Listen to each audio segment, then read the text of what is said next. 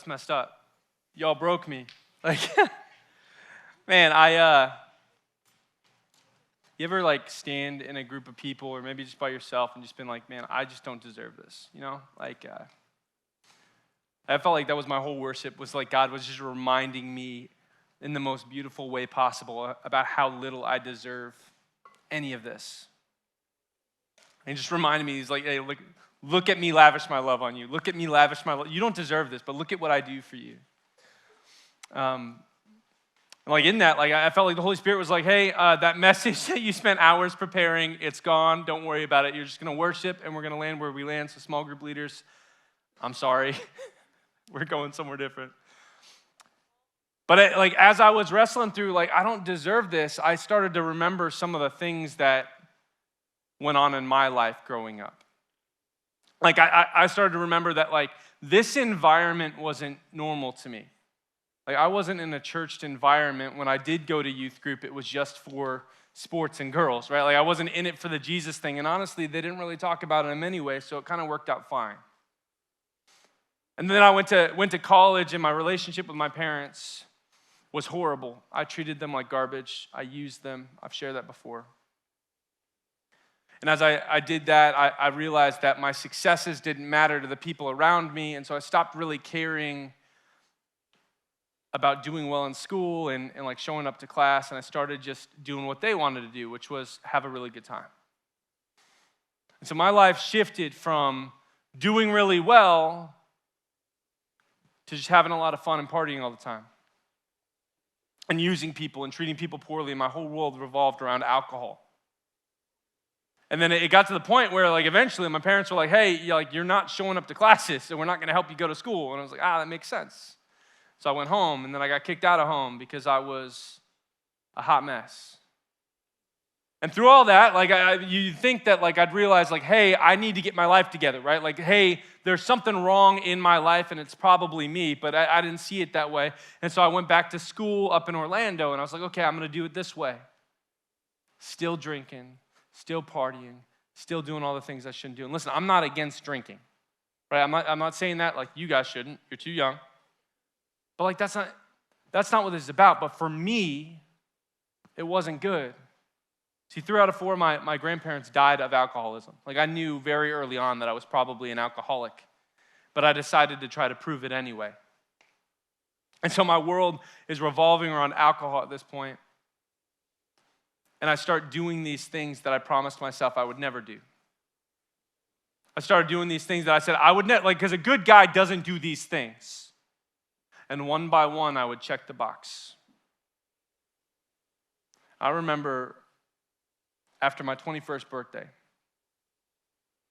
where my brother and I beat the crap out of each other. And I looked in the mirror with my 2 black eyes, and I hated the person that I saw. I was like, man, how did I get here? I was going to do so well in life. Fast forward a little bit, I start trying to figure out who God is. And I'd heard about God in youth group, and I'd heard stories about him, and like that seemed really cool and all, but I didn't know him. I kind of knew about him, kind of like I know about Arnold Schwarzenegger, right? Like I know some facts, like he was the governor for a little while, right? Like he was in movies. I can name some of the movies he was in. I know how to stop Skynet. But I don't know him. Like I've never met the guy. Like we don't have a relationship. And that's how Jesus was for me, right? Like I knew about him. I knew some stories. I knew some things he did. I know there was some weird Noah thing that happened where there was a flood and there was a dove and it was wild. I knew some of the stories, but I didn't know him.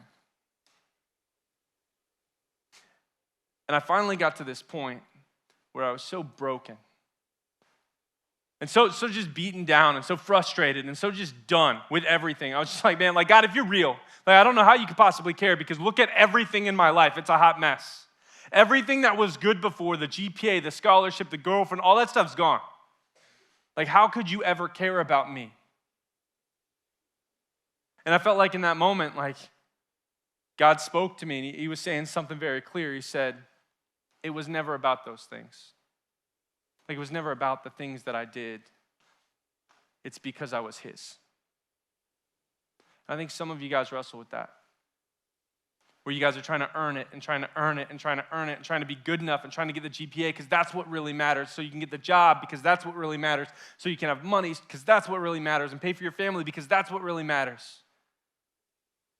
And Jesus is like, no. Like, Josh, I took all that stuff away from you, and I still love you because that stuff is not the stuff that really matters.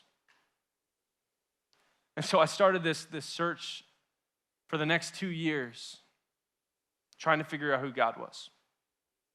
I was like, man, like God, like who the heck are you, man? Like I want to figure this out. And what's true, what's false, because there's a lot of things being said, and they can't all be true. And I started this 2-year floundering process where I didn't really mature at all. Like nothing on the outside of me changed at all, except for how hungry I was to get to know who he was. Like I was starving. 2 years in, this is how hungry I was. I was attending 3 churches. I was serving in one. I was attending another. I was in Saturday service for another. There was a young adult ministry over here. They had a volleyball thing over here. Every single night was some sort of church thing, and I was still not saved. Like Jesus this whole time is saying, Josh, it's not about the things that you do. And I'm just like, but I'm just got to figure out who you are. I'm just going to learn about you. And it wasn't until I sat down in a friend's house and they asked me, they said, hey, what is your relationship like with Jesus? I said, I don't even know how to answer that question. Like, do you mean how often do I go to church? Because I go all the time. I said, no, that's not what I mean. Okay, well, what is it? What do you mean? And so this person sat down with me and walked me through who Jesus is. Walked through how a relationship with Jesus is just like a relationship with anybody else. You want to build trust with somebody? Get to know them. Because if you know them, then you'll know that they can and you'll believe that they will. Right? You'll know they're able and you believe they care enough to actually do it. That's what trust is. And if I don't have a relationship with God, how am I going to trust that he could save my soul? I can't. And so they walked through this process with me, and I was just this wrecked my life. Because I was just everything I knew before is gone. I have to have a relationship with this man. I have to get to know him. I have to start spending time with him. What do I need to do? And so they kind of showed me how to get into the Word. And so I got into the Word and I spent time with him. And I got to know his heart. And I got to see how he loved me. And I got to see all the things he was doing. And I saw his fingerprints all over the place. I started playing I Spy for Jesus. I was like, man, you see that fingerprint? You see what he did? That's my God. And as I started to get to know him, I started to fall in love with him. And those aren't just words for me. I genuinely started to fall in love with Jesus. And as I fell in love, I started to hang out with the guy that I loved so much. And when I hung out with him, I started to do the things that Jesus did. If you want to look like Jesus, the answer isn't to look like Jesus. It's just to go stand next to him. You go to a barbershop, you're going to get your hair cut. It's just how it works. If I go hang out with Jesus, I'm going to start looking like him. And so I did, and things started to change, and things started to be different. And I got this girlfriend who eventually became my wife, and then we had this daughter, and it was incredible. And now I'm standing in a room with people praying over us as we prepare to adopt our baby. And I say all of that because it has nothing to do with me. Hear me, it has absolutely nothing to do with me. I'm an alcoholic, I'm a drunk, I'm a jerk. That's who Josh is. That's who I always was. Until Jesus came in and he said, hey, give over the reins. I've got control. See, we're in a series. Thought I wasn't going to get to it. We're in a series called How to Fight. And we've been going day by day through this process of what it looks like for us to do battle. And it's not against our brother and sister. That's the thing we've been trying to prove, right? It's taking ground against the enemy. It's taking ground for the kingdom. And when we have a problem with our brother and sister, we're going to bring it to them in love. and we're going to walk it out with them. And we're also going to make sure our side of the road is clean. Like we've been walking through this process, but there's a final round. And this final round looks like forgiveness. I don't know, you've heard this at church before, right? Like, it's, oh, okay, forgiveness, I get it. I shouldn't be mad. But really,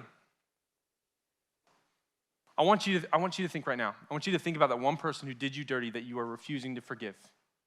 That person, here's a hint. If they call you on the phone right now and you shrug and moan out loud and then hit decline, you might have a resentment. Or it's a telemarketer. Like if you are, like something happens inside of you when you see them, there's probably a problem going on in your heart. And so Jesus says, like, oh, we can even get to the story now. Like Jesus is talking to his disciples, right? And Peter goes, hey, like how much should we forgive? Or like, how much do I need to forgive? And Peter, like, doesn't even expect this answer because Jesus goes, hey, you know, not 7 times, but 77 times. That number 7 represents holiness and perfection. And Jesus says, no, not 7 times, 77 times. Now the number 77 represents Jesus. He says, I want you to forgive in the same way that I forgave you. And that's why a guy like me can stand in a room weeping, saying, man, I don't deserve this. And when I recognize what God has taken me out of, when I recognize the sin that he has freed me from, when I recognize the death that he has pulled away from my life, how on earth could I have a resentment against everybody or anybody?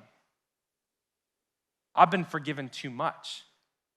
Like you can't have gratitude and unforgiveness. They don't coexist. Like I can't be grateful for what God did and angry that you did me wrong. They won't exist at the same time. Try it. And the reason is this, is because my story, believe it or not, it's your story. You might not have gone to college yet, and you might not have become an alcoholic, and I pray you don't. Ill-advised. You might not have burnt all those bridges yet. It doesn't matter. Because Scripture is very clear that all have sinned and all fall short of the glory of God. And you're like, yeah, but my sin's not that bad. Well, hold on. Who are you comparing your sin to? Are you comparing it to me? Then you're probably right. I've lived a lot more life and I've done a lot more mistakes. Can almost guarantee it. But that's not who we are supposed to compare our sin to. Think of it this way. If you go to a abandoned car on the street and you take a key and you scratch down the door of it, what happens? Probably nothing. Right? Like it's an abandoned car. Like it's not a big deal. Okay, so move on. You go to a junkyard and you take a key and you swipe it down the door. What happens? The junkyard master, or whatever his title is, comes out and he's very frustrated, maybe a slap on the wrist, right? You go to a used car lot, key down the door, what happens? You're going to be paying some money. You go to a new Ferrari lot on display, and you go up to that Ferrari, and you drag your key right down the door. What happens? You're going to jail for a long time. It's been nice knowing you. What's different? What did you do that was different? The action is identical, right? Like the action hasn't changed at all. It's not the act, it's what you act against. It's not what you do, it's next to the value of what you did it to. And here's the deal.